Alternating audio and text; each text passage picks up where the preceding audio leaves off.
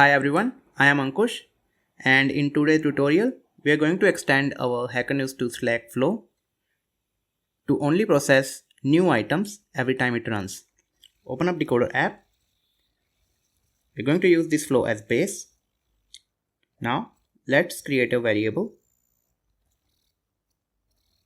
I'm going to create a flow variable named processed items. We'll keep IDs of all the items that are processed in this variable. Sorry about it. Processed items, and I'm going to make it JSON array type. What's important over here is to make this variable persisting.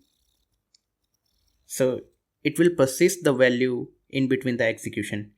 It's a lot more like having a small database for you where you can save the values. Now I'm going to add an if condition. So our array name is processed items. I'm going to say if processed items.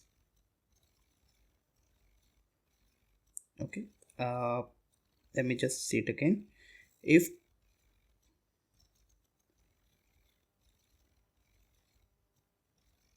processed items, and in condition I'm going to say does not contain for an array not contains the ID of the current news item. We are going to choose the ID from the iterator. That means if the item is not processed already, we should be processing it, means we should be sending the message. So let's move the send message block inside. We're also going to do one more thing. We are also going to, as soon as we send the message, we are updating the processed items to include this current item. We are going into text mode to write the expression. Let's look for processed items variable, and we're going to use concat function of JavaScript, and I'm going to add the ID of current item to these processed items. So that's it. Let's run it now.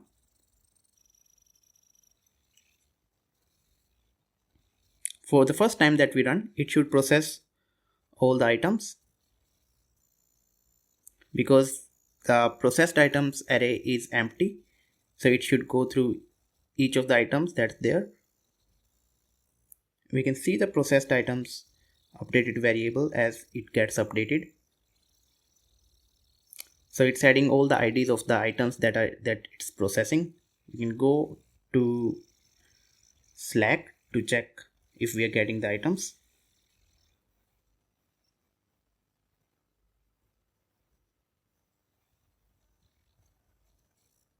Okay, the test channel, so got these items. So it ran successfully. Now let's test it out again, run it again and see what happens. This time it should not process any item because all the items that are there it has already processed.